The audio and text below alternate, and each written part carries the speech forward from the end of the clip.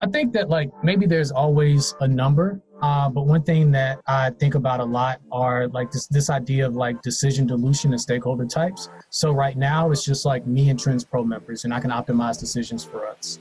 You add sponsors on top of that, you add employees on top of that, you add partnerships on top of that, you add all of these different stakeholder types, and now you have to sort of dilute decisions to satisfy everybody at this table. And I think that a lot of times people, they focus on revenue diversification and don't necessarily think about that part of things where you may dilute your product by trying to satisfy all of these different stakeholders.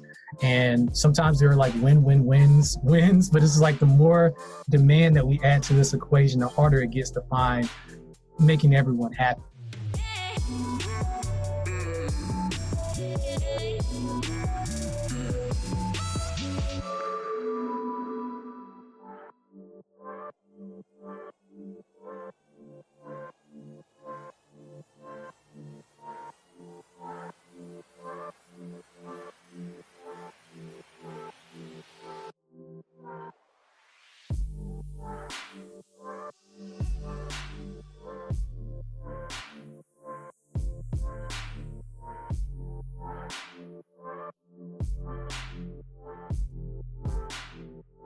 Hey Drew, welcome to the show.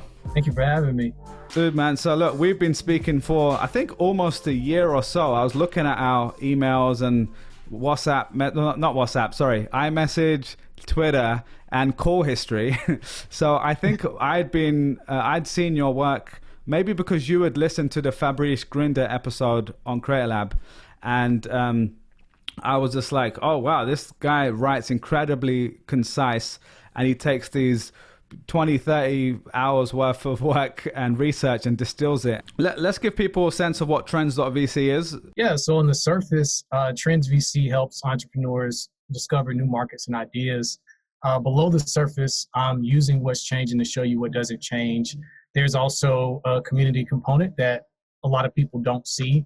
And just to narrow down from entrepreneurs, I would say those are like agency-seeking entrepreneurs, entrepreneurs that prefer freedom over status, freedom over glory. Completely, man. Yeah, I think that's what, when I was kind of mapping out the different players in this space, I see yours closer to the indie hackers style. And I know you've been a huge part of that community as well.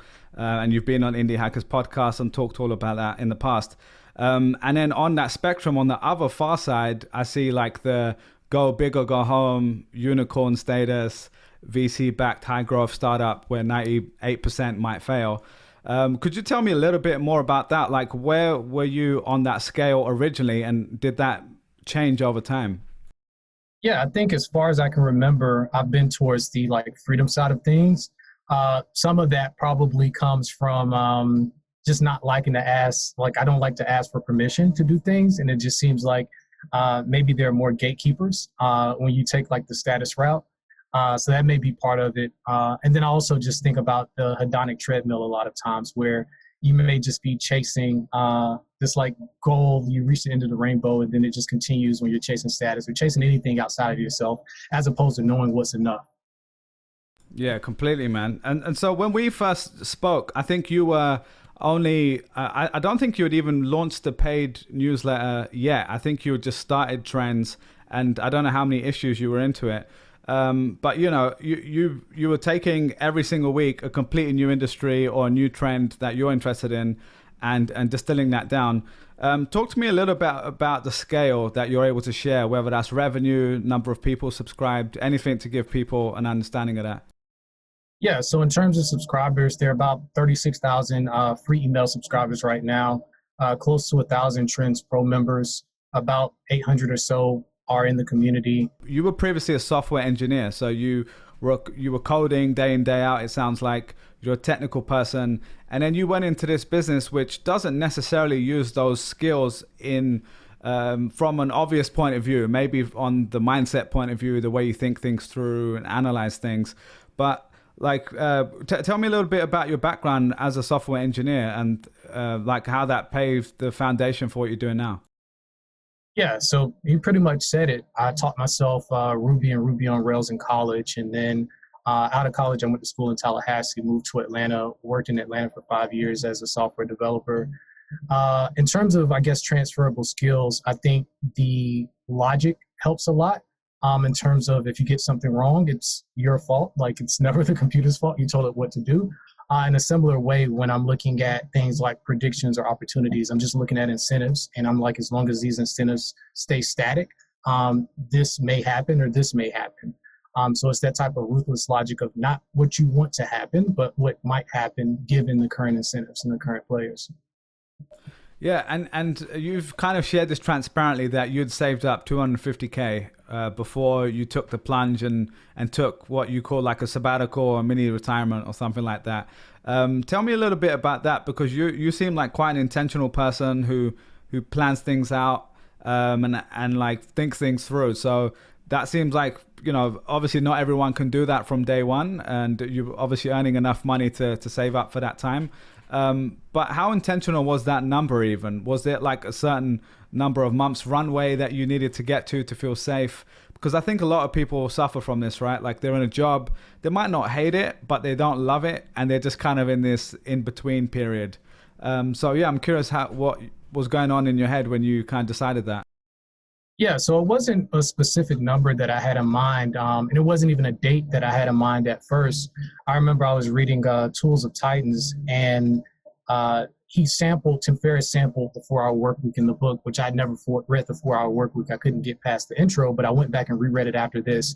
But whatever he put in that in the sample, it just made me put a date in my phone for like, I'm going to give notice on this date. And I'd always save money, like always sort of plan for the escape, if you will. And that 250K felt like enough to try to build an airplane while falling down. Yeah, I love that, man. That's interesting. I'm surprised that you didn't like 4-Hour Workweek, because as much as like I hate the title of the book, but just knowing you now and from your work anyway, it seems like a lot of those ideas would resonate with you. Like, did you change your mind on it or no, I love the book. I love the book. I just couldn't get past the intro. Maybe years before that, I would have started in the middle.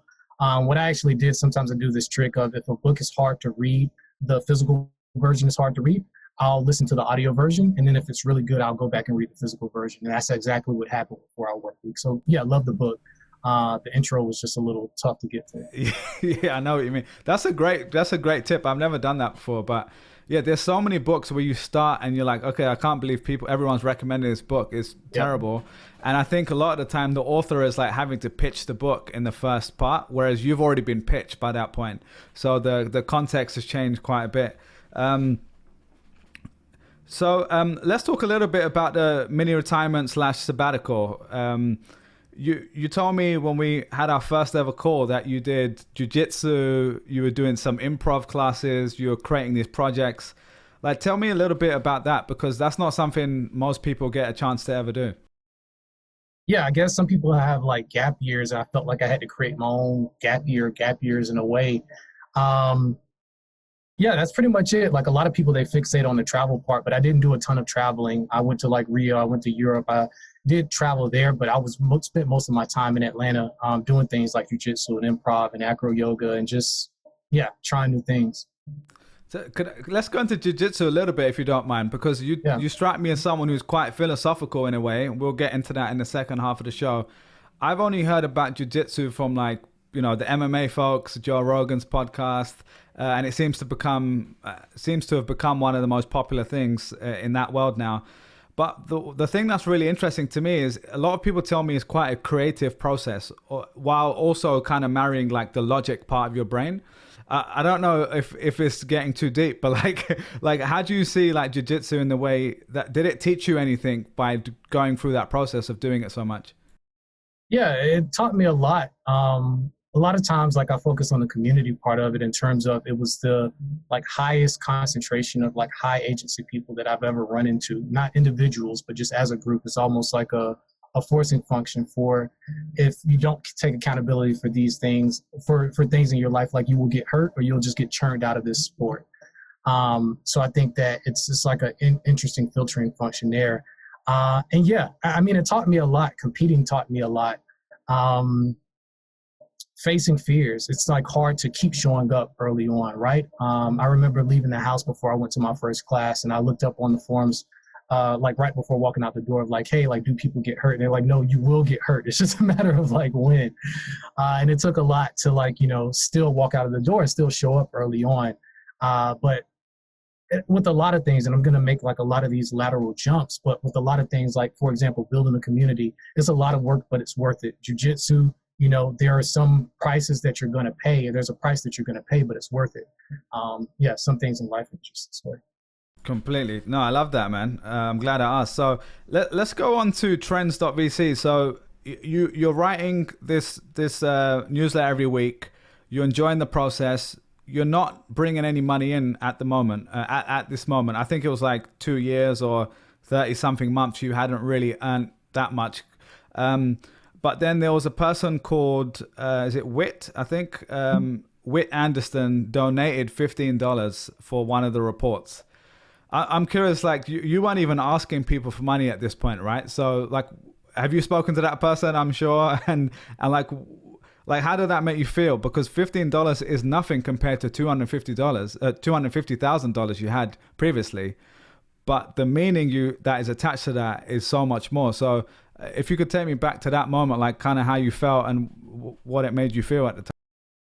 Yeah, so Whit and I, we're in a mastermind, and that has a lot to do where I don't know if Trends.vc would exist without that mastermind. So he's a member from the mastermind. So I know who it was that donated it. And yeah, it was definitely before I started charging for reports. And I think I just dropped like a buy me a coffee link inside of the report. And he was the only person that donated anything. And I don't know if that was like 1, 2, 3 weeks before I started charging for reports. But just because I'm curious in terms of like seeing traction, did something click in your brain to say, oh, someone's actually willing to pay for this.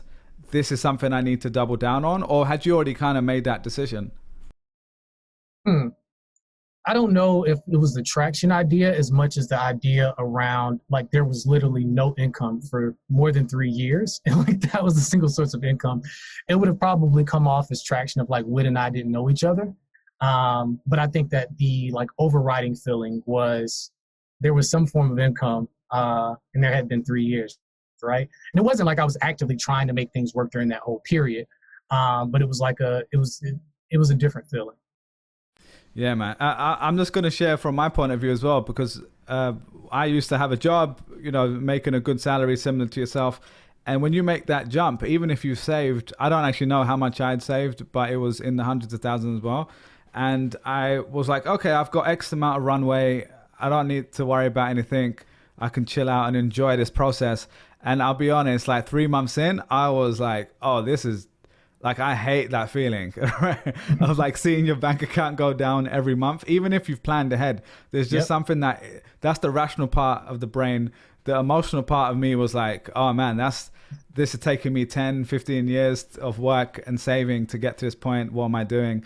Like, did you have that feeling as well? Or am I just being overly emotional about it? No, I had that feeling, something that you just made me think about that I hadn't thought about before, but the type of person that it takes to like save large amounts of money, it's like you save that and there's a feeling that comes from watching it build up. And then we probably feel that stronger watching it go down. I will say that I didn't stress too much about it during the time. I was like more focused on, I guess the thing I kept telling myself as I left that job was that I was doing this to grow faster.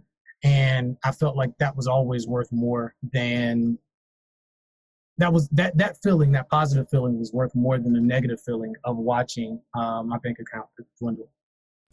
Yeah, I've asked this question to quite a lot of people who have taken quite a big jump, including Fabrice Grinder, the guy that you had shared with me a long time ago.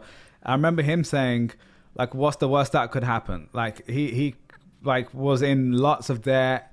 He was like getting people knocking on his door asking for money.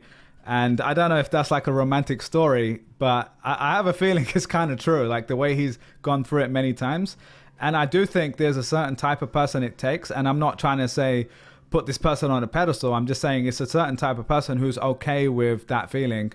And that's a huge chunk of the entrepreneurial journey. I think a lot of people underestimate that feeling. So I just want to bring up a tweet that you had shared in the past. So this was right in the middle of you starting to to try to monetize your newsletter. So I'm just going to read it out. And if you're watching on YouTube, you'll see on the screen here too.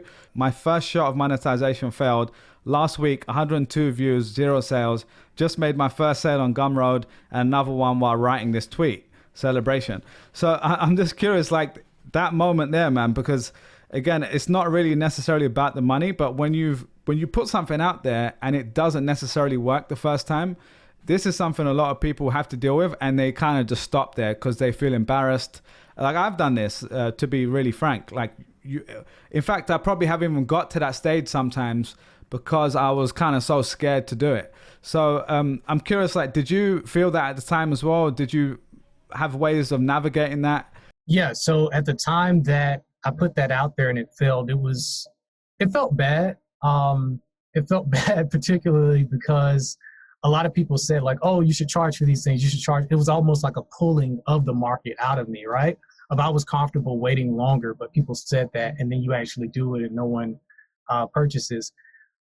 On the flip side, when it actually did work and when I sent that tweet, what ended up happening was that it might seem extreme, but it's just like I knew it was going to work. I knew it was going to work. Where it's always the question during those 3 years of, will I have to go back to work for someone else? And it's like that morning answered that question, if that makes sense. That's interesting because you'd by this point you had tried so many projects that hadn't worked necessarily, right? But you just knew that if you just kept trying different things, one of them was going to stick. I didn't know that, but that morning I knew that. Yeah. Oh, okay. At that moment, okay. Yeah. Got it. All right. Got you, man. Well, and so that was probably quite an amazing feeling. Our mutual friend, Jack Butcher, writes on the internet, making $1 on the internet can change your life. And I really think that's really true. I think it's such a great way of putting it. Because again, it's not about the amount. It's about the confidence you get from someone paid me for something that I created. It was in my head. I figured it out. I wrote something, I shared something, I made a product, whatever that was. And that is such an amazing feeling. And I think what you've done an amazing job of is sharing that journey along the way from way before you even made that money. And even people like myself, I think I signed up to the pro version the first time I saw it, which was the paid communities newsletter. So, and I think even then there wasn't like a yearly option. It was just like pay for the paid version of this. And I'll be honest, like the main reason I paid was because one, I thought I was going to get value from it. But honestly, it was more because I was like, this guy's doing some amazing work. And as a creator myself, I'm like, I want to support this person, not in like a charitable way, but just, I know that $10, $15, whatever it is going to like help in a way and move them in that direction. And I feel like that's the big shift we've gone through. Whereas I read a bunch of newspapers that I always open incognito windows to see the free version of the site because I don't feel the same affinity to that. Like, how important do you think that individual versus a brand of a company toss-up is in this evolution we're all going through? I think it matters a lot, and it used to bother me because I felt like people should like want to pay for the value of what you're going to get from this, and less so buying into the story.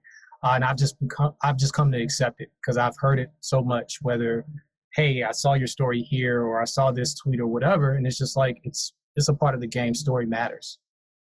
100%, man. Well, and to clarify on my side, just to give the nuanced point on that, like I was already getting value up front for free, and it was just more like a way for me to say, keep doing the valuable thing, you know. And I think we've gone through this evolution from like the 1,000, I've mentioned this on the podcast a few times, but the 1,000 True Fans model of like Kevin Kelly's model, which is really based on altruism and like supporting the artist, went going all the way to like the 100 True Fans model, Lee Jin, which is really more about I'm going to pay for value. And that's why someone can charge for a $4,000 course versus like, you know, just like a $10 CD or a concert ticket, you know.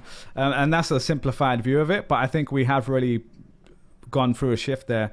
Last thing on trends before we go into some of the areas that the underlying areas from trends.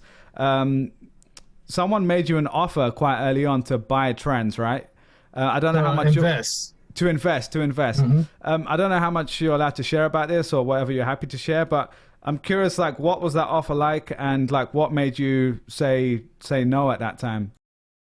Yeah, the offer, it was almost like two extremes, like I talked about before, these extreme feelings. On one end, it was like a day or two. It may have been like a few hours before I posted the report, not the report, the post, 3 years no income. So it was a couple hours before that they reached out. So on one end, I have sort of this like irrational respect for like early believers, or people that like believe without a good reason or support you without a good reason. So there was that end. On the other end, I just had a lot of belief in Trends.vc itself, and it didn't seem like the offer matched. Like I had more conviction than they had. Completely. Has that person made an offer again since then, or have you had other offers like that since? Yeah, I've had a lot of other offers. That person we've talked, but they haven't made another offer. Do you think you'd ever take investment or something like that to take some money off the table, or you're now at the stage where it doesn't really make sense? I think that like maybe there's always a number, but one thing that I think about a lot are like this idea of like decision dilution and stakeholder types. So right now it's just like me and Trends Pro members, and I can optimize decisions for us.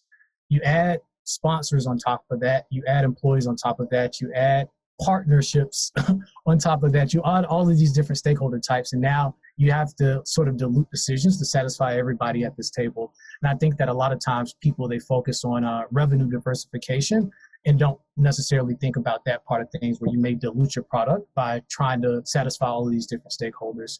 And sometimes there are like wins, but it's like the more demand that we add to this equation, the harder it gets to find making everyone happy.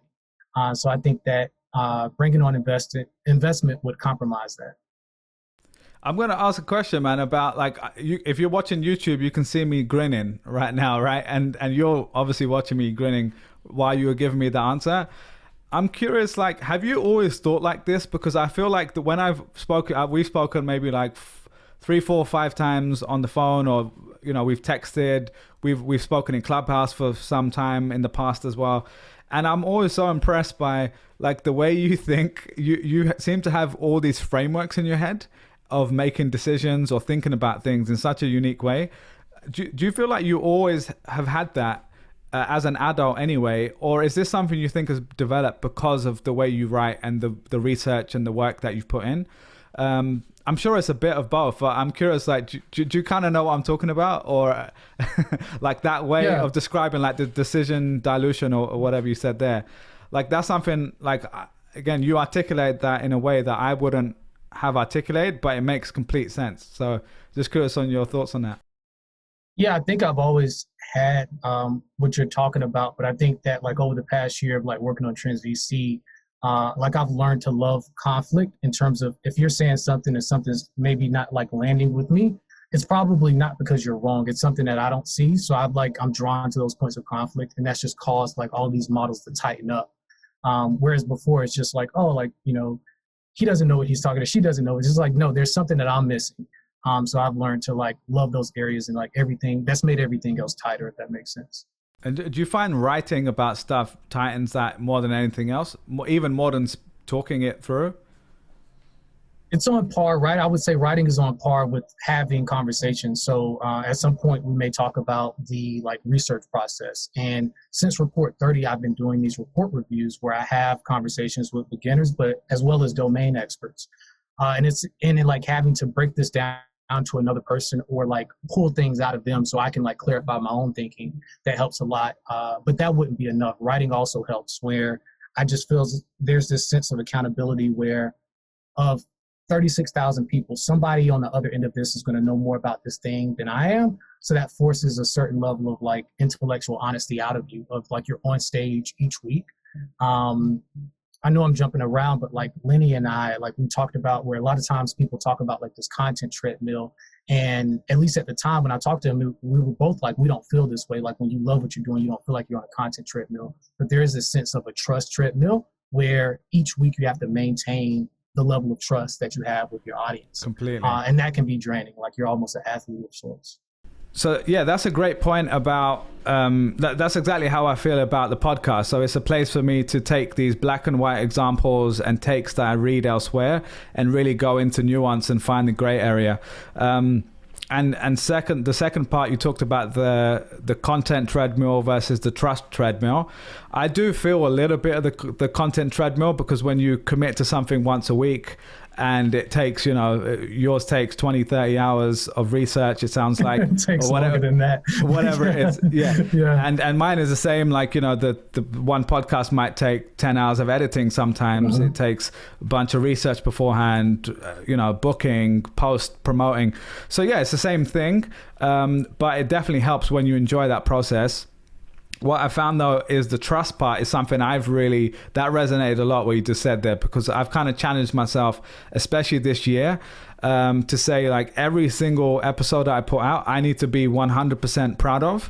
And I need to have taken out stuff if it was boring or not useful to people. And that's hard when you're doing long form, right? Because, when you're actually writing something, it's incredibly hard when you're writing too, but there's something with like long form conversations where it's quite subjective what's useful for someone. And you don't always know until someone listens to it. A lot of people with newsletters, they talk about like editing, and I don't have editors, but that's something that the report reviews help out with, because it's almost like, I'll describe a report review really quickly. So the report, the draft, the outline is already there. And at this point, I'm just throwing up ideas to try to get someone to poke holes in them. But in a way, it's like I'm doing stand-up, where I'm trying to figure out, I'm looking at your eyes, looking at your reaction to see what hits and what doesn't.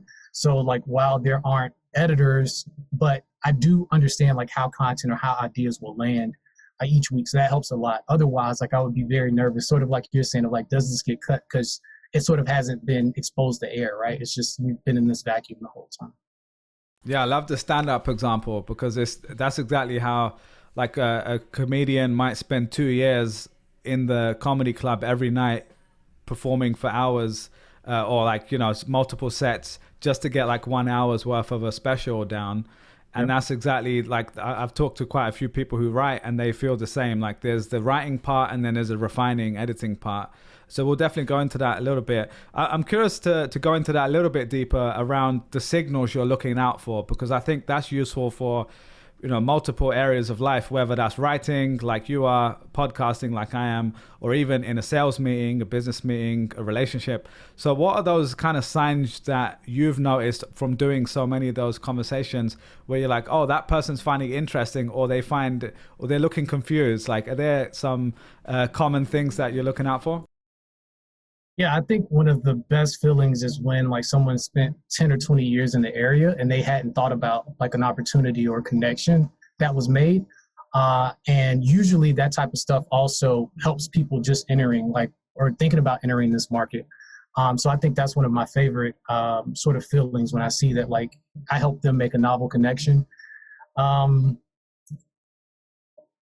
than that, I mean, stuff that like anyone would see, whether it's like you can see like confusion on someone's face or like follow-up questions. It's like, okay, like I need to clarify that. I need to tighten that part up. But I think that's table stakes. Is there an example of a time where you went into it with a report and you're doing this process and you were quite surprised by how many people misunderstood a certain point or had an opposing view? Because I'm sure that happens all the time, where what you've written doesn't completely land in the way that you think. But I'm thinking from another angle, which is just completely surprised, like blindsided almost. Yeah.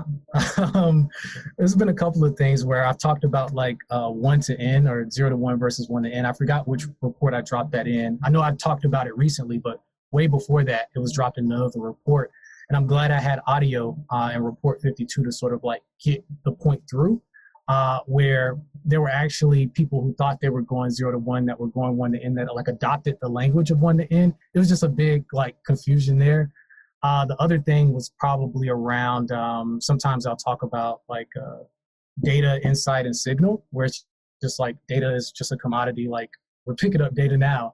Insight, some work, some operation has been done on this data. And then signal is the point at which you just stop questioning like your source of data. Like Naval probably has signal. If Naval says something, we're just gonna like follow him wherever the hell he's going, right? And that also has a flip side where it's like around the cult of personality. And I think that with data, like it's hard to like earn money or anything off of like data. Insight, you can do that, but it can get stolen. Versus Signal, with Signal, you almost have to attach what was said or what was done to the person for it to have value. And I use that, last time I probably used that framework was in the paid newsletter report when I'm sort of looking at like, can you charge for this? Can you charge for that? Is your work can you commoditize like this work? But yeah, that's probably something else that was confused. Yeah, that makes a lot of sense, man. So we're going to go into the next section. Thanks for sharing that. On trends. So you're writing about all sorts of trends from NFTs to paid newsletters to communities to DeFi, like anything under the sun that we've probably been reading about. I always go to your source. Like this weekend, I reread the NFT report because obviously right now NFTs are super hot again, or more hot than they've been in the past. And I found that to be incredibly useful because I can click into a lot of the links that I previously didn't click into, and then I can spend half an hour reading a long guide that you've already kind of summarized, but picking up more details. But what we were going to focus on today is beyond just the trends that we're looking at, because people should already just see that in your reports. What we wanted to dig into were meta trends. So first of all, could you kind of explain what you think of when we talk about this idea of meta trends? What does that mean? Yeah, I think about it in two ways where it's like earlier on, I talked about like using what's changing to show you what doesn't change. Like that's one manifestation of it. The other idea is just that it's a sustained trend. I have a friend, we just hopped off of a call, but like we were talking about no code. Which is like, is no code trending? Yeah, no code is trending, but no code is also here to stay. It's a sustainable trend. So I'm sort of being messy in the thinking there by combining two ideas into one of these meta trends.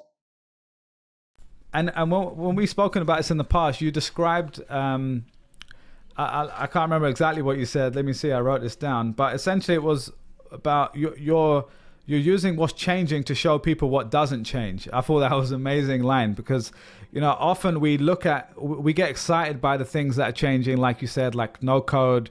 Okay, now everything needs to be built in no code. No one needs a developer anymore obviously I'm exaggerating. But what you are really looking out for are these underlying things that are applying across the board. So why don't we go into a few of those that you've been seeing from your vantage point? The first one that I've kind of noticed from a lot of your writing is all about democratization. And I thought of that as two different parts. One is the access to knowledge and access to relationships. But like when I say democratization as a meta trend, like is that accurate first of all? And like where do you see this happening? Yeah, I think that's accurate. Also think about it in terms of it allows you to like just understand the business logic of the problem that you're solving. You don't have to understand the tooling or all these things that go into it. It almost puts more pressure on you for you to like understand your audience and your customer than how to code or how to animate or how to do all of these other things. Whereas before that would have been a barrier to entry. Got you, man. And are there any particular areas that you're really seeing this be more prominent than others? Like if you think of the reports that you've written about, like example that I can think of is just the internet as a whole for many years has obviously democratized access to information. But in more recent years, even though social media has been around for some time, I feel like the barriers to connecting with people, which I think has always been a huge barrier to, I don't want to use the word broadly as success, but just, improving your own life circumstances, whatever that is. A lot of the time it comes down to who you're learning from, who you're surrounding yourself with, the environment you're in. And I think I could just speak from my own self, like if I think about like the things I'm interested in now versus as a 16-year-old, they're actually pretty similar. But the people that I now know who are interested in the same things, people like yourself, like even if they're virtually me speaking to those people, is 100x now. And that's because that's 10, 15 years of compounding research and digging. But it's also because there's Twitter and there's Clubhouse and there's all these worlds where like those people are coming together. So I'm curious, like, is there anything else to add to that point there around like ways that you've felt that yourself as well? Yeah, no, I think you're spot on. Like it applies to connections, it applies to creating, where I probably also mentioned like newspapers to newsletters, code to no code, TV to YouTube, all of these areas where, again, the barrier to entry is coming down. Completely.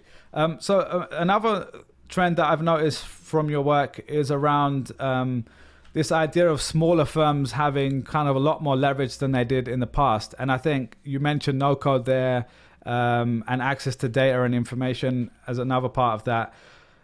When we had talked about this in the past, I had actually said companies versus individuals, and you rightly corrected me in a way and said, actually, my point is more around like you're able to do a lot more now as a smaller individual or a small team than you might have done in the past. So like, are there any examples of that you've seen? Or like, why is that, first of all, before we go into examples?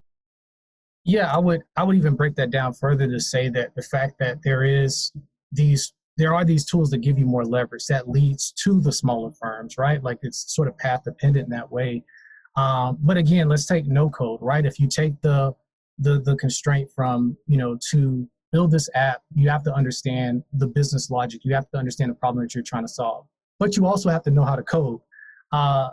You whittle down like the number of people who can attack that opportunity. But if you could say, hey, there's this visual development tool, and all you have to do is understand the business logic and be willing to put, in some type of like minimum threshold of work to understand how to like build that app or whatever the product is, you're going to get a lot more people attacking that. And now they don't have to like hire a developer or find a co-founder. And you see it with anything, right? Like you lower the friction, you get more of that thing. And then that also means that companies don't have to be as large as they had to be in the past, because you sort of have these tools that are doing the job of people, which gives you as an individual more leverage. I'm curious how you think of that as someone who is technical, who's spent time learning to code and build things with custom code. I've heard you write that code is being commoditized. There's still a game being played, but it's in distribution, and that was in one small snippet of a wider idea. On the flip side, if you think of the last 5 to 10 years, a lot of people in the press, even in politics, have talked a lot about the need for coders, and more technical people.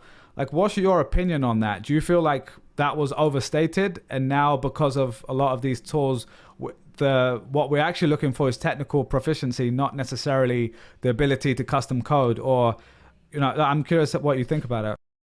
Yeah, I wouldn't push back on what they said. I would just say that perhaps we need more builders. We don't necessarily need more coders. There's probably like an 80-90% overlap in terms of, I have friends that can build things and they're better at breaking down problems than developers are. If you work as a developer at some company for, 3, 4, 5 years, and you never build anything outside of that, you lose the ability to break problems down, and you lose the ability to build products. But you see a lot of no-code people that can build things. So I would like sort of tweak what they said to say, hey, we need more builders. I forgot the first part of the question. No, that makes a lot of sense. No, I was curious on, as a technical person, do you feel a certain way about that? Or like, because you spent many years learning that. I think you're probably a bit more pragmatic than to say, oh, well, I spent so many years learning it, therefore I need to protect this position. But like, I'm curious, do you think that makes a difference now? Like, if another way of phrasing this question is, if we're speaking to someone who's 18 years old right now and they're trying to figure out what to spend the next 5 years learning, and they're interested in building stuff, do you think that they should learn to code, or would you say maybe just start with the no code route and practice actually building? I think that no code is a great ramp on to like anything you're going to do. And I would also say that like no code doesn't solve all problems. You may not be able to build Halo with a no code tool, or like go work at Neuralink, right? So it just depends on like sort of working backwards. Like, what's your goal? What problem are you trying to solve? And more, you can solve more problems with no code or low code solutions. And I just think about it in terms of abstraction. If you're going to go for if you're going to use some type of abstraction, you have more leverage, you have more power, but you also trade off customability, or you can't customize as much. So there's always that trade-off there. The pros and cons, for sure, yeah. Man. The other thing that I've noticed in a lot of your work, so you've done reports on DeFi, crypto world, NFTs, non-fungible tokens. These are all like lots of buzzwords. So if you're listening to this and you're like, what the hell are they talking about? Don't worry. Most of us still don't know, including myself. So, but this I would bucket in the meta trend of decentralization. And I think in 2021, this is being talked about as like a big 10-year trend that we're going to be moving towards. And there's debate to be had there. I'm curious on your take. Do you think that's accurate? Are we moving to a world of more decentralization? Is it important? Curious what you think. Yeah, we are, and I do think it's important. It's hard to overstate how important it is. I just dropped a report last night on decentralized autonomous organizations, DAOs. I have nothing else to add there. You just have to check that report out because anything I say might seem extreme, but I also don't. Yeah. I'm just to go into that a little bit more from devil's advocate side, might say, well, what's wrong with a centralized currency, for example? Not to turn this into a Bitcoin podcast, but for a lot of people who are still learning about that world, they're still saying, well, yeah, the price of Bitcoin's going up, and clearly there's value moving in that direction. But what's wrong with having a centralized what's wrong with centralized institutions controlling things in the first place? Do you have an opinion on that? Yeah, you asked about the currency example, and it's just like, I think that depends on whether you live in Venezuela or the US or the UK. I mean, people keep talking about like inflation in the US. That line might not be so solid, going forward. So it also reminds me of conversations where people would say like, oh, like Bitcoin mining is wasteful. I'm not a Bitcoin maximalist, but people who say that, I think it just depends on the experience that you've had. Have you had, currency that you're holding hyperinflated or not? So I've also seen you talk about positive sum networks, and this is something I took from one of your reports. You'd written that networks of the future will be more positive sum. I think that ties in a little bit with some of the decentralization stuff we just touched on previously. I'm curious, like if I say that statement, networks of the future will be more positive sum, you might have written this some time ago, but like what comes to mind for you? I'm sure you've seen so many examples of this happening. I think crypto is probably an example of that, or DeFi anyway, the way things are kind of split up in some of those worlds. But are there any examples you can think of where you'd think that's why I made that statement? Yeah, actually, I don't remember making that statement, but the report that I just dropped on DAOs, I think, is an example of that, where you have more equitable networks where the threat of a fork will keep power in check, right? Where it's just like the barrier to exit for Facebook to some other platform or Amazon to some other platform, that barrier is very high.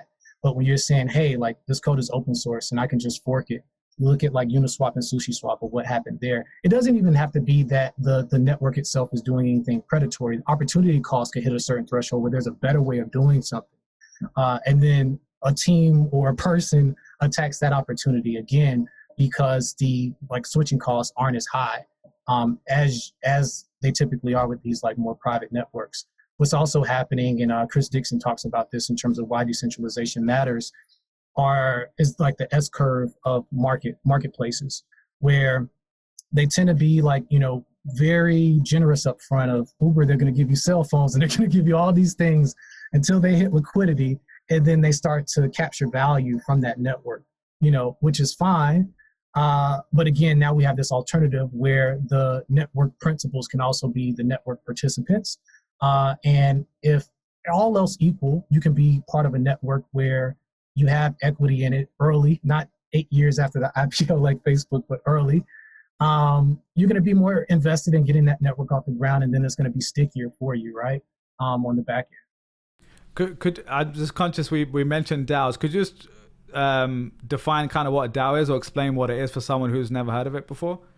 Yeah. So it stands for Decentralized Autonomous Organization. The like most well-known DAO that, this is sort of controversial. It shouldn't be controversial, but like Bitcoin is a DAO. Miners are voting for the future of the reality that they want. Ethereum as well, with proof of stake, the people actually holding Ether or in staking Ether, they'll validate or not validate. They'll sort of vote for the reality that they want to live in. But it's all over the place. Like you're seeing DAOs created around communities, DAOs created as like venture funds where there's like no central management. There's a governance system, but the rules are very clear. It's not arbitrary, right? Of we're gonna prosecute this person, we're not gonna prosecute this person. Like it's encoded. That can't happen. Or if it can happen, it's transparent, right? And that's a very different reality than we live in right now, where things are just. You think about Robinhood, you can't buy more GameStop shares, but you can buy everything else, right? Like if we knew those were the rules of the game, when we signed up for Robinhood, would have as many people signed up? No. So we talk about do these things matters. That's like one small example, but I think it's going to change social networks, marketplaces, nations. This is the extreme part I'm talking about, but you'll just have to check out the report.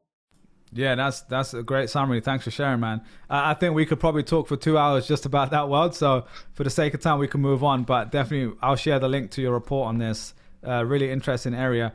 You just mentioned Robinhood there. And one of the other kind of trends that I've seen around alternative assets, investing, there's things that I've been really most interested in from your work. Actually, the alternative assets report was maybe one of my top 3 favorite ones, and it's one that I keep going back to see the references again. But fractional ownership is a big part of that, right? So the example I think you shared in your writing around art is Masterworks. They've come around and said, well, maybe you can't buy a Basquiat painting yourself, but you can own a tiny percent of this thing that we're buying collectively. Robinhood, also, you can go and buy, a certain percentage of a stock rather than the whole thing, similar with Bitcoin and crypto. So, how important do you think fractional ownership is in all of these things as we transition? And are there any other examples that are worth kind of sharing? Important is fractional ownership. I'll just tell you where my mind went. It's not really answering the question, but it's about what does it do to asset prices. If you can make this asset more liquid, all else equal, the price is going to go up, right? So we're going to see asset inflation. Like with this, I don't know, Bulls championship jersey sell for as much of it as it is if I couldn't buy like a $10 share in it, as if I had to like front all the money up front. Probably not. Like there's such a thing called like liquidity premiums. That's what I think about when I think about tokenization. That's a great example actually. So I'm curious, since you just brought it up, like what do you think about this whole NFT space? And you just mentioned the owning a percentage of a Bulls jersey, which you can do on like Rally Road. I think they offer that. There's also that's slightly different to kind of like NBA Top Shot, which is owning like a clip essentially of like LeBron's dunk from like a year ago or in the finals. Like how much? What's your opinion on this space? Do you think it's kind of overhyped, or do you think it's kind of here to stay? Yeah, I think it's here to stay. I think it's one of the examples of, I say it a lot, but like we're living in lags right now. And when artists realize that you can create this piece of art that actually functions like music publishing functions in terms of like these continuous revenue streams, a lot of people that might be listening to this, they don't even realize that that's possible, right? So it's just like when our understanding catches up with what's possible, there's going to be a lot of interesting things happening. I think that NFTs, like it's a new form of, not even a new form of art, it's art, right? So people talk about like, why do you need art? Why are people spending all of this money on art? If that doesn't make sense to you, NFTs may not make sense to you. If it does, the NFTs may make sense to you. Yeah, and also just to clarify for people who don't know what NFTs are, just think of them as essentially collectibles is the way I'm seeing a lot of examples where previously, and that might not be an accurate definition, but the examples I'm thinking of, like you collect art offline, analog, like on the wall, and now there are people selling their art online, but they're being able to do that on a blockchain. And that means that if someone sold it for $1,000 today, but in the future that got sold for $10,000, that can automatically pay the original artist money through smart contracts or whatever. So it's actually really incredible use case where it actually just makes sense straight up. Whereas I think 3-4 years ago when we saw this crypto boom, there were there's still speculation across the board, but I think a lot of people were saying, well, what's the use case here? Like blockchain sounds cool, but where am I actually going to use a smart contract? And I think this is an example of something we all can just see straight away. Everyone agrees that the creator of that art should get paid later, and if we can increase that happening more often in a transparent way, that seems like a much better way of doing things. Yeah, it's just like provable scarcity, like provable uniqueness. And again, like art, collectibles, like that's a huge use case. I think we'll also see NFTs applied to other areas. Like I talked about a lot of use cases in that report as well. Completely. The last thing to call out here is direct to consumer. So I think we've seen that for some time. We've seen direct to consumer retail brands. I think you're a great example of a direct to consumer, newsletter, right? Like you don't need to have an editor in between to give you distribution. You went direct. You own that relationship through email. And there's a few different examples of that. Are there any other areas where it's worth calling out, like this meta trend? Yeah, I think that like that's table stakes at this point, where we see with like Udemy or AppSumo, where like Udemy, they could take up to 75% of the revenue. AppSumo could take up to 70% of the revenue, and rightfully so. Like if you're bringing attention, trust, distribution to this relationship, that's the scarcest part of the value chain. And that's the type of stuff that I'm talking about when I'm saying that like code is being commoditized, but like proprietary distribution is not. And I think that this is a manifestation of it. So the next part, we're going to talk a little bit about your research and writing process. As I said at the beginning of the show, I think you're an incredible example of someone who can take lots of information and distill it down to the most important parts. And I think that applies not just in writing, but learning, your job, podcasting, pretty much anything. So hopefully anyone listening to this can learn from your process. So where does this all start? I'm assuming it starts with an idea for a report, but yeah, you tell me, where does this whole process start for you? Yeah, so it starts with a backlog in Evernote, and I've had this since before Trends.vc started, before the first report went out, and the list just gets longer. When the community spun up, shortly after that, we created this channel called Next Up, where it's like upcoming topics are posted in there. So weeks, months ahead, you can like drop comments, predictions, opportunities that you see about these topics. And that's where I pull from to figure out like, okay, what are we going to talk about this week? What's next up? From there, I'm going to like experiment with something this week, but from there, it's usually just going deep into research, understanding what the topic is. So like podcasts, YouTube videos, books, everything, just like immersion. Something else I'll do pretty early on now is I'll line up report reviews before I've done any research. So like, who do I want to try to talk to for this later on in the week, and sort of have those in place. And then before those calls take place, I'll do a draft.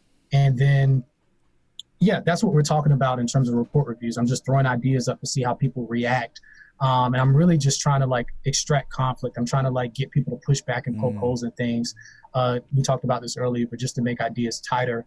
And then after those report reviews are done, that's where the distilling starts, where if what I'm reading off of or what I'm sort of like referencing these bullet points is very like rough idea, it could be 10,000 words, it could be 15,000 words. I'm not like reading that out. I'm just sort of like, this is the big idea here, and throwing that idea up to see what happens.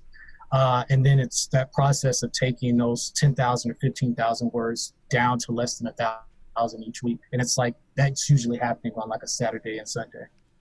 So like typically how many like podcasts and videos would you maybe get through for like this recent report you just did on DAOs? I'm curious, like what does that look like in tangible terms? This may have been like 79 episodes or something, or maybe I'm mixing it up with like hours. It's a lot.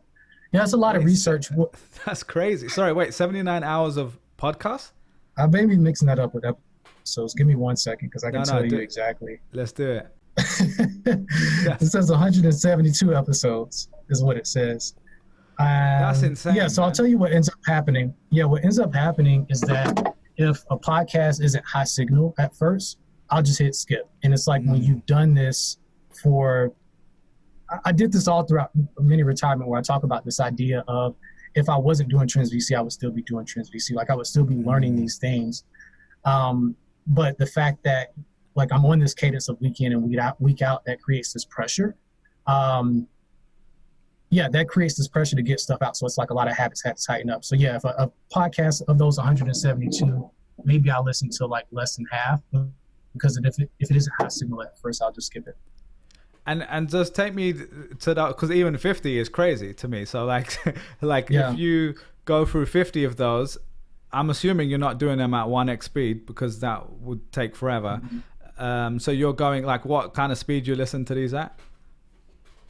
As fast as it can. So I switched to something called Himalaya, which has playlists. It actually saves me a couple hours a week just switching apps from Castro to Himalaya. So yeah, I think it's 3x is the fastest. One thing that Castro had was they'll like shorten pauses between words. So I missed that feature, but the time is made up. And so this was actually, I was in a Clubhouse room a few nights ago, and people were having a debate around, listening to podcasts X speed versus regular. And I think there's a difference between doing research and like enjoyment. And maybe we'll get into that in a second. But let's go in to get a little bit more tactical. I'd love to understand, like, you're listening to a podcast. Let's use my podcast as an example, because I know you listened to the one with Fabrice Grinder in the past on marketplaces. So let's say you're getting through that 2-3x speed, whatever it is. Are you writing notes as you go along? Are you like highlighting things somehow? Like, what does that process look like? Yeah, so I'm taking notes in like Apple Notes, not the whole time, but if something is said, and that's the thing, like, I hate to seem critical, but like there's a lot of like noise in podcasts. Completely. So I end up skipping a lot of stuff. I think the highest form of respect is if I'm listening to a podcast and someone makes me like slow it down permanently. Like Chris Dixon did that last week when he's talking about decentralization, when he's talking about DAOs. I can't listen to him at 3x because he's dropping so many bombs back to back that I have to slow it down. And I think that's the ultimate form of respect, but I can count on one hand the number of people that make me do that. Completely. Yeah. That's insane. So then you're writing stuff down, and then you get like a Apple Notes or whatever you've got. What happens then after that? You've distilled all this information in some note form. Take me from that process, from notes to Google Doc or whatever else. Gets to. I'll airdrop that note to my MacBook, move that into Google Docs.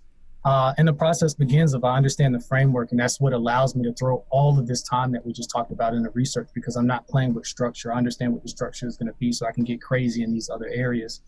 And then it's just like, okay, is this a prediction that I have? Is this an opportunity? What ends up happening with the podcast is that it's hard to describe, but like it's not a lot of areas where it's like I haven't touched the area before, but like if I'm listening to someone talk about this, it's just like, okay, I understand what the incentives are now. I understand what the players are. That allows me to make predictions.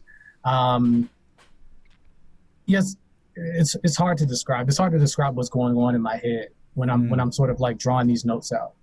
Okay. Since we're on the podcast topic, let's just close that loop. The 3x versus 1x. Are there any times, like, that's for research? What do you ever listen to podcasts or audiobooks for fun as well, or are they always kind of like, for this purpose? Yeah, I listen to like, I prefer to read novels, but sometimes I'll listen to novels, and I don't typically do those on 3x, but even podcasts that I'll listen for enjoyment. Again, like, not to seem critical, but there's just a lot of noise out there, and it's not like a ton of gems. So even if I do feel like this podcast is like worth listening to for a sustained period, it usually helps to like 3x it. Yeah, completely fair enough. And that's, I guess, the beauty of it. Everyone can take that and do what they want with it. Yeah. I was in a room with Julian, at Julian Shapiro and Greg Eisenberg, is it? And one of their friends. And there was a discussion around this. And I think, if anyone follows Julian's work, he's a great thinker. He's a great, clear thinker, I think, and a great writer as well. He organizes his writing really beautifully.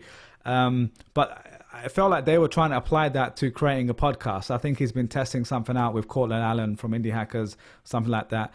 And their friend was saying, well, why don't you do this? You can record a conversation and then like just edit it down so that there's a dopamine hit every like 3 minutes or something like that.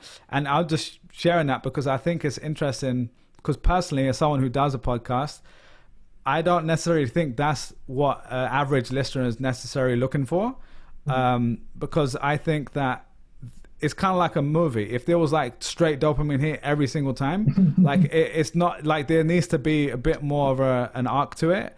But it also completely depends on the podcast. So we can't talk in absolutes here. But that's personally, like for me, I'm trying to have a good conversation. Whereas like there are other people who are, taking, it's more question answer, and it's a lot easier to do that. Whereas for me, it's a little bit more like building on ideas and exploring them in a different way. But I think they're both valid. They're just completely different approaches. Who are the other podcasts? Like you said, 5. Are there a few that stand out that you actually do see quite high signal from?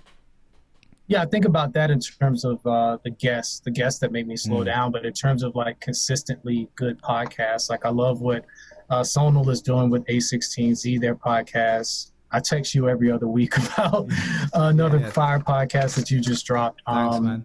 To go back into DeFi, like the Bankless guys, that's really good. You're making me pull back up this app. But I mean, yeah, there are a lot of them. Yeah, no, that's great. I mean, hopefully some recommendation people too. Just to close the loop on the writing process, thanks for sharing that. I haven't heard you share this in this much detail, so it's really helpful even for me. Let's talk about the edit part, because you talked about like a long list. Are there questions that you're asking yourself when you're editing? So, for example, Polina Marinova, who was on the podcast, she told me something along the lines of, does this benefit the user? Is this there for my ego? And like basically, does this need to be in there? But I'm curious how you think of that. Is there like a framework you're thinking through? Yeah, if I was to simplify it, I'll say like how many and how much. How many people does this apply to? How many people does this affect? How much does it affect them? I'm just trying to digest that. So how many and how much? Yeah, so if I'm talking about, let's take the structured interview report, which was 53. And I'm saying, hey, like there are investment funds that use this approach to find deal flow. Are more people likely to build content businesses, or are more people likely to start similar funds that could benefit from this strategy? My guess is the content business strategy. So I'm going to front load that and let this fall to the back, possibly off of the many things that end up getting cut from this report. That ended up making it into the report, but it wasn't as front loaded as the content part was. And then let's take content, and I can't think of another example from that report, but let's just like imagine another bullet. And then the question is, okay, this affects a similar number of people. How much? Which one is like deeper? Which one is more novel or whatever? Which one carries more value? Got it. No, that's helpful. Kind of on that part, we touched on the community input kind of earlier on, but even once you send this out, I'm sure people respond with emails, people tweet you and respond to those as well. Something any content creator goes through is, well, any person who starts a business goes through this as well, but specifically with content, because it's so subjective, there's lots of feedback. So how do you filter out the feedback that is useful to you versus the feedback that gets ignored? Yeah, it's interesting. You talked about ego earlier. I wouldn't share these, but it's funny how like some people, they like reply to emails out of ego. Yeah. I look like, I don't know, those are easy to sort of like disregard. I don't know. I will say, because I don't think about, To clarify the ego response, do you mean they're responding to show, hey, I know something about this that you don't? Or is that what you mean? Yeah, or it could be, this is what actually happens, where it's just like, oh, like, did you see this? And it's like, that's in the like 80 or 90% that ends up getting cut each week. Completely. Or I will say like, it's what is harder to create, easier to criticize. Of like, I love feedback. I'm always open to feedback. Sometimes it's just like, sometimes it's just lazy thinking, like on their part. I'm just like, I could like walk down this road with you for us to realize that this is like a dead end. Or you could like, do a little bit more processing up front to end up there. But yeah, that's not the majority. That's not the majority of responses.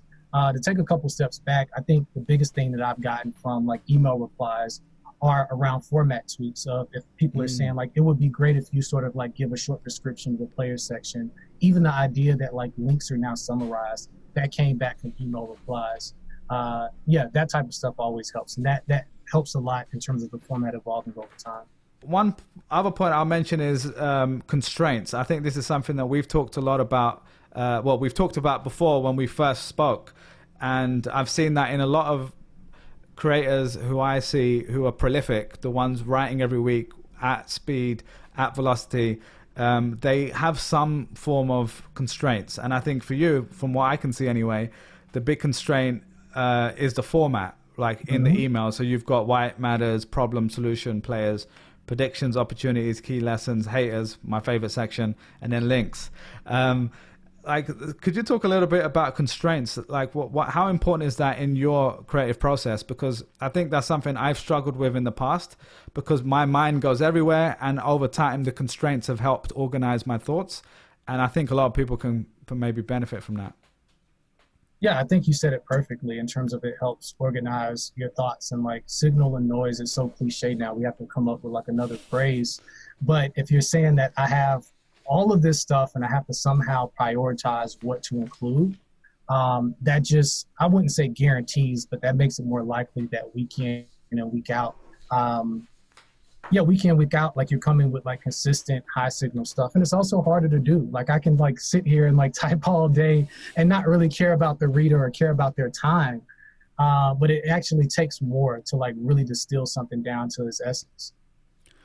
How do you think about audio now that you've just started doing that in recent, I think there's only one I saw, maybe today's one. I haven't read through that yet. Taking your approach on the writing side, how are you developing that in audio format?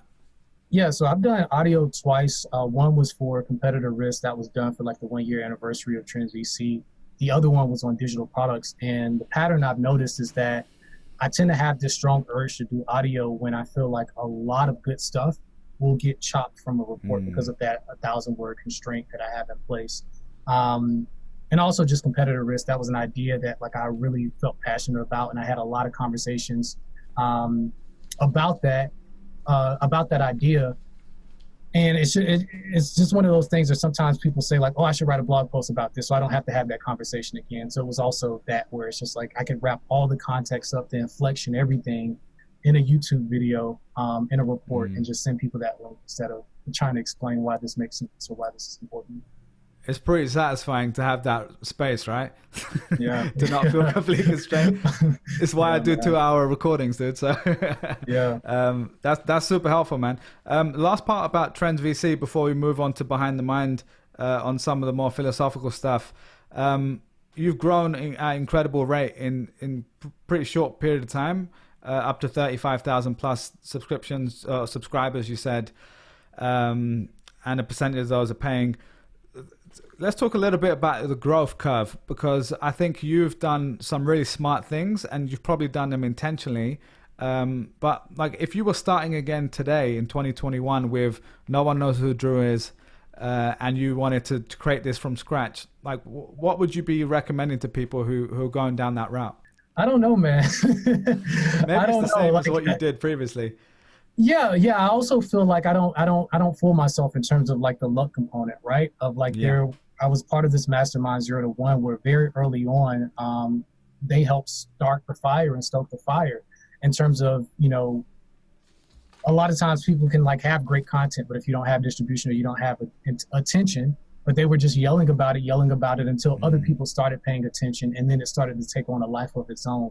So I do feel like there was a big element of like luck involved. And that's why I asked about that of, there's a lot of clarifying questions, I guess, to that question I would ask. But yeah, I would try to join a community, and it doesn't have to be a newsletter community. It could be a community around like whatever that niche is. I would probably also get a coach if I had access to capital. I could pay for a coach, someone who's done what I've done before. And then other than that, it's just execute. And so I agree with what you're saying. On the growth part, so maybe we use you as an example. Do you remember the point where, because I know it's not just like, hey, overnight it just took off. It was like iterative and growing. But I'm sure there were a few moments along where you got a big boost. Maybe one was the product hunt launch, or even working up to product hunt launch. You had already grown to a pretty good size. Are there a few of those moments where you can look back in hindsight and say, okay, that helped your growth curve? Yeah, there were a couple of moments. There's this guy, Michael Gill, that was also in the same mastermind, and he had no code coffee. He gave a shout out to Trends.vc and no code coffee. And I forget how many subscribers that led to, but it was like a multi-fold increase over like what was there before. Another thing I think about was the Twitter thread around online courses where that sort of took off. And it's just like, okay, like this works as a channel. I knew that. And then like you said, with Product Hunt, before Product Hunt, between Twitter, indie hackers, and also 0 to 1 folks yelling about Trends VC, we built up to like 6,000 or 7,000 subscribers before the Product Hunt launch. But Product Hunt took it from like 6,000 or 7,000 to 25,000. So there were like multiple periods. Yeah. That's incredible. The last part of the show is just getting a little bit behind the mind, more on the philosophy side. You made it super easy for me because you've got this incredible post, which is the 100 rules to live by. And I only read this after I had already spoken to you. And I realized when I read it, I was like, oh, this is why we get on. There's this like shared philosophy that we both kind of believe in. And what I've done here is I've just taken a few that I thought were quite interesting, and I'd love to get your thoughts on some of them. So I'll link to that in the post as well, in the show notes. But one of the things you talked about is under the umbrella of decisions. This is maybe a famous quote now, but I really love it. And it's hard choices, easy life, easy choices, hard life. And I think a lot of people might have heard of this from Ben Horowitz, but I'm curious to understand, like, why is that so important to the way that you kind of live and work? Yeah, you could just, well, I'll speak for myself. I can think about moments where I could have had a tough conversation that may have led to like a high initial pain or feeling of pain. That, or you're just going to have this like dull feeling of pain for weeks or months or years if you don't have this conversation. I also think those things tend to pile up, and it's just a good reminder. It's just a good reminder to have those conversations, or like whatever it is, whatever decision that you're trying to make, instead of letting something drag out. That's the way I interpret it. Completely. The next one I had on here around decisions was think probabilistically. Think gray, not black and white. This comes from Annie Duke in her book, Thinking in Bets. I think we touched on this idea a little bit earlier, but like, how important is that to you? And is there anything else to share more than just a quote? Yeah, I mean, it's important. It comes up in almost every report where it's almost like a drinking word now, where it's just like, hey, it's a spectrum. It's not black and white. Like I say that every report. Even when we talk about decentralization, there's this idea of progressive decentralization. Even decentralized projects, they have different levels of centralization as part of them. Like, I also don't speak in absolutes, where I think there are like almost no absolutes that exist. It's all over the place. The opposite of Twitter, basically.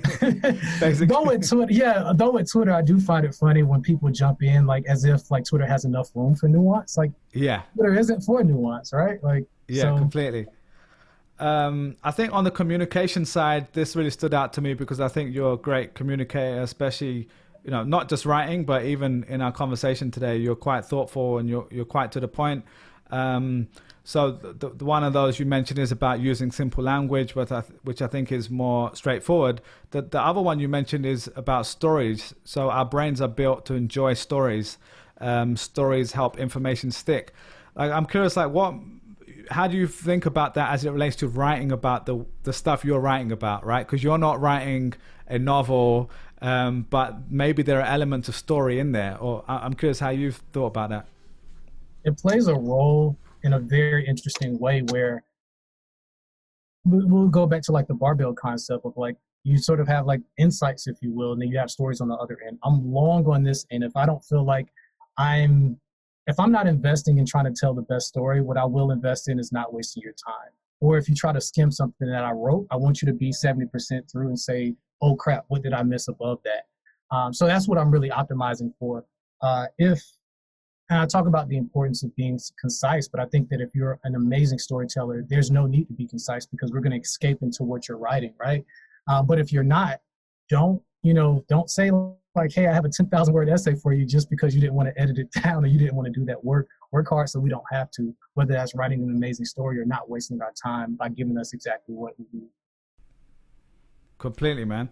I completely agree. And it's something I've tried to improve over time is, one, learning some of those concepts and try to bring them into my work where I can, but also not to overthink it as well. Because I think sometimes what can happen is someone like me can learn a framework and just be like, okay, the hero's journey, now we're going to do this. And Dru, who's Dru's guide? Now we're going to bring a guide into this. And I don't do that with podcasts, but I think just in everyday life, like previously my jobs were like sales and partnership related. So there is an element of storytelling obviously there, whether that's telling the story of Google or charity water. It does really help to learn some of those things. And actually, I think the biggest one is really in the marketing sphere for me. Like that's what I kind of am trained on essentially as a career. And I think that really lacks in a lot of companies. Like they, especially the digital marketing world where I work, they just see things a lot of like numbers and science behind it, but they don't always understand how important the story is as well, which is more overarching. So just a few more, we'll wrap up in a second, but on the people side, I thought this was really interesting. This was more around the idea of incentives. So you said appeal to interest, not reason. We don't care about what makes sense. We care about what makes sense for us. Like that's quite, I think that sounds obvious when you read it, but if you think about the way you actually behave in day-to-day life, that isn't always how we all behave. Like I'm curious how that's manifested in your life. Was there like a time that you realized this, or like examples of where that's become really prominent for you? Yeah, I mean, I wanted to stay away from this, but like I think about racism a lot when I hear that statement, where it's just like, this is my argument in this case. And then my argument may do a 180 when it's in my interest for me to switch my argument to that case. Or you think about protectionism or whatever. And it's just like when everything makes sense when you stop trying to make it make sense and you just look at incentives, right? So that's what I think about there. The next one was, we stereotype all the time, rightly or wrongly. Don't ignore it. Signals matter. I did think it was quite interesting, and you don't have to share much, but you finished this off by saying life is short, not fair. And that one really kind of hit me as well, because as like a young person, I think I was a bit more idealistic, and I thought, oh, the world should be fair. And the older I've got and the more experience I've had, I've said, okay, well, life isn't fair. Maybe we can try to make it a little bit fairer, but that's probably not the right, I don't want to say the right goal, but a realistic goal, maybe. Yeah. Is that how you feel about it too? And I don't want to like open up a can of worms, but curious, like yeah. I mean, those last two, it attacks idealism, right? Where it's just like, oh, it would be nice for this to be the reality, for this to be the way things work. And it's just a reminder that things don't work that way. And you could waste your lifetime, someone else's, and someone else's. We can keep throwing lifetimes at you and you'll keep wasting them if you're sort of fixating on that, as opposed to trying to understand like the dynamics of the property of the game that we are playing and the reality that we are in, and say, this is the hand that I was dealt, and this is how I'm going to play this. I might have to go a nil. I'm using a spade analogy. I might have to go a nil because I don't have any books, but I'm about to try to get these 100 points, right? Like whatever you're dealt, it's just trying to be realistic about that. Yeah, I think that's beautifully put, man. It does kind of tie into this next one, which when I read this too, I thought, oh, I've definitely clicked at one point and said, I've made a change here, which was, don't try to change someone's worldview. Take those who see it and take them further. I think this applies in business for sure, but also more importantly in like your personal life too, because I'll just share my point of view. I think when I read that, why it resonated so much was, even this weekend, we're talking about investing with a few of my friends. I was texting you about this, and they're asking about, these NFTs and stuff. And like some of them are just so far behind in terms of like even knowing what like crypto is. And I don't mean that in like a derogatory way. I'm just saying they haven't been interested in it. For me to then like try to make a case for something, there's literally no point in me doing this. Like there's nothing for me to gain. I'm not trying to sell them anything. It just becomes this conflict of, oh, well, I think this is stupid. And I'll be like, well, maybe it's not stupid for these 5 reasons, but I just have learned to like let that go and say, well, not everyone needs to agree with me. And maybe I'm wrong too. So that's kind of where I left me. But yeah, I'm curious, like, is there a moment that you realized this as well, or like an example that comes to mind? Examples don't come to mind, but it makes sense because I tend not to put myself in positions where I feel like I have to convince a cold audience. And that's how I think about it in terms of, if I have 10 units of energy, am I expending this energy on a warm audience or a cold audience? Like where am I most likely to succeed?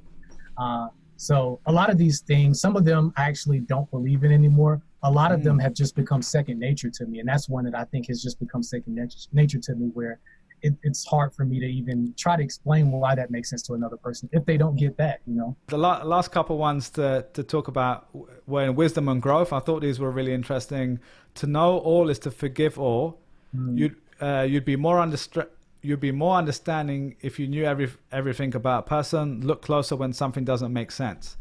And that was actually a really beautiful one for me, because it reminded me of a story or a moment in my life where I was with Scott Harrison, the founder of Chai Tour.